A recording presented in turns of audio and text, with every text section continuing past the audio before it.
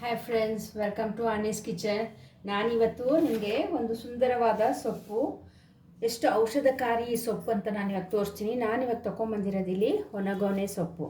So ಹೊನಗೊನೆ ಸೊಪ್ಪು ಅದರ benefit ಅಂದರೆ ತುಂಬ ಇದೆ. ನಿಮಗೆ ನೇತ್ರದಲ್ಲಿ ನಿಮ್ಗೆ ಏನಾದ್ರು ತೊಂದರೆ ಆದ್ರೂ ನೇತ್ರ ರೋಗಕ್ಕೂ ನಿಮಗೆ ಇದು ತುಂಬ ಉಪಯೋಗಕಾರಿಯಾಗುತ್ತೆ. ಚರ್ಮ ರೋಗಕ್ಕೂ ನಿಮಗೆ ಇದು ಒಳ್ಳೆಯದು ಮತ್ತು ಶಮನವಾಗುತ್ತೆ. ಜ್ವರ, ಕೆಮ್ಮು, ನೆಗಡಿ, ಮೂಲವ್ಯಾಧಿ ಇಂತಹ ನೋಡಿ ಇಷ್ಟೊಂದು ಐರನ್ ಕಂಟೆಂಟ್ ಇದೆ ಇದರಲ್ಲಿ, ಈ ಸೊಪ್ಪಲ್ಲಿ. ಈ ಸೊಪ್ಪು ಇವಾಗ ಮಳೆಗಾಲದಲ್ಲಿ ನಿಮಗೆ ತುಂಬ ಸಿಗುತ್ತೆ.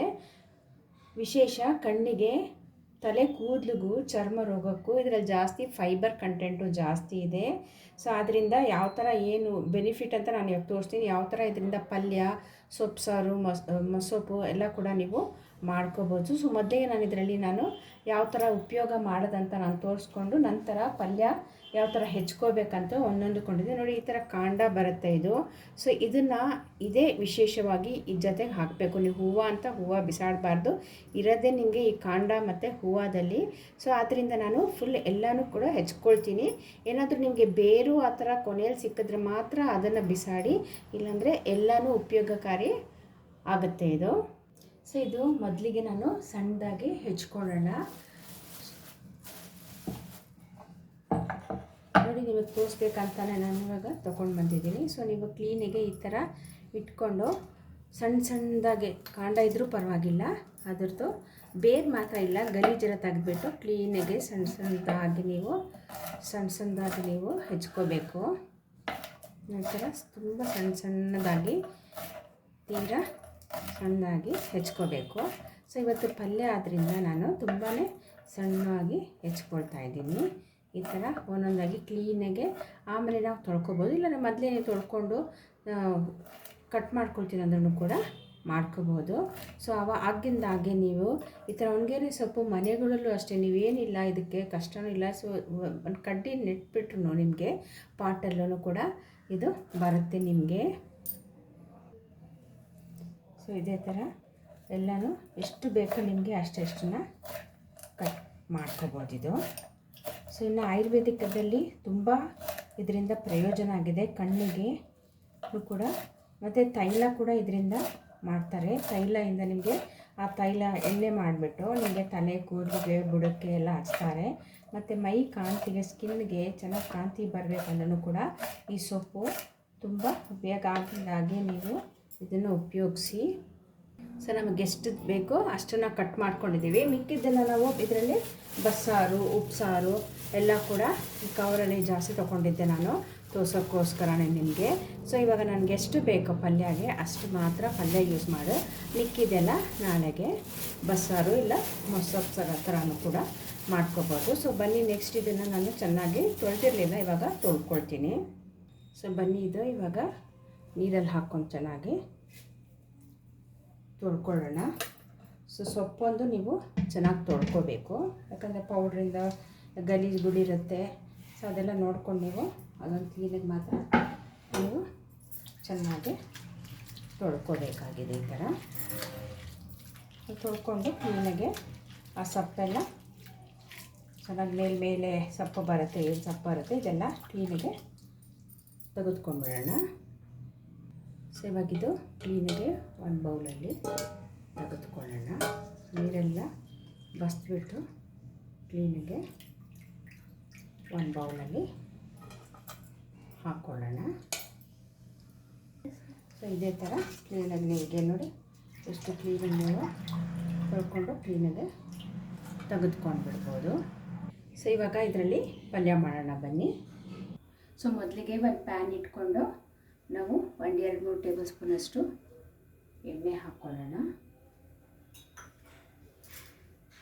ನಂತರ ಇದಕ್ಕೆ ಈರುಳ್ಳಿ ಒಂದೇ ಒಂದು ಹೆಚ್ಚಿರೋ ಅಂತ ಈರುಳ್ಳಿ ಹಾಕ್ತಾಯಿದ್ದೀನಿ ನಾನು. ತುಂಬ ರುಚಿ ಇರುತ್ತೆ ಇದು, ಈ ಸೊಪ್ಪು. ನೀವು ಯಾವ ಥರ ಆದರೂ ಈ ಸೊಪ್ಪು ಉಪಯೋಗ ಮಾಡ್ಕೋಬೋದು, ಇದು ಮಕ್ಕಳಿಗೆ ಕೂಡ ಕೊಡ್ಬೋದು. ಈರುಳ್ಳಿ ಸ್ವಲ್ಪ ಫ್ರೈ ಆಗಿದೆ. ಇವಾಗ ನಾನು ಒಂದು ಚಿಕ್ಕ ಟೊಮಾಟೊ ಹಾಕ್ಕೊಂಡು, ಸೊಪ್ಪು ಎಷ್ಟಿದೆಯೋ ಅಷ್ಟೇ ಹಾಕ್ಕೊಂಡ್ರೆ ಸಾಕು, ಜಾಸ್ತಿ ಬೇಕಿಲ್ಲ. ಸೊ ಇದನ್ನು ಕೂಡ ಸ್ವಲ್ಪ ಸಾಫ್ಟ್ ಆಗೋವರೆಗೆ ನಾವು ಫ್ರೈ ಮಾಡ್ಕೊಳ್ಳೋಣ ಟೊಮಾಟೊನ.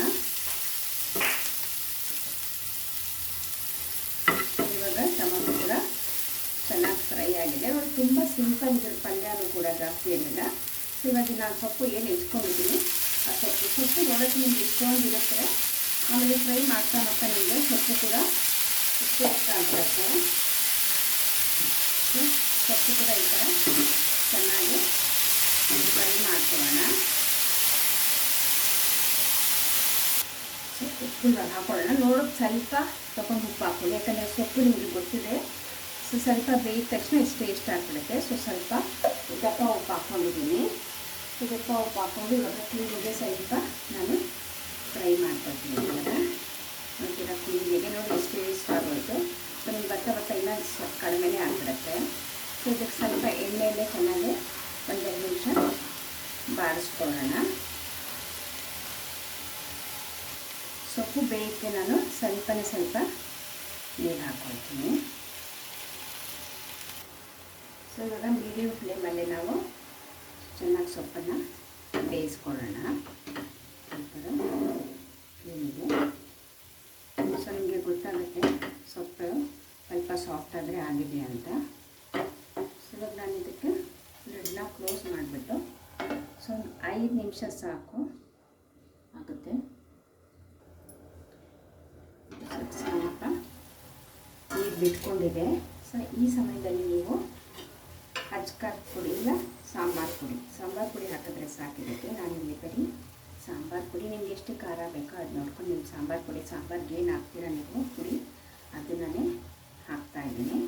ಸೊ ಹಾಕಿ ಅದಕ್ಕೂ ಚೆನ್ನಾಗಿ ಕದಿಸ್ಕೊಳ್ಳೋಣ. ತುಂಬ ಸೂಪರಾಗಿರುತ್ತೆ, ತುಂಬ ಟೇಸ್ಟಿಯಾಗಿರುತ್ತೆ. ನೀವು ಮತ್ತೇನು ಖಾರ ಬೇಡವೇ ಬೇಡ, ಸಾಂಬಾರು ಪೌಡರ್ ಹಾಕಿದ್ರೆ ಸಾಕು.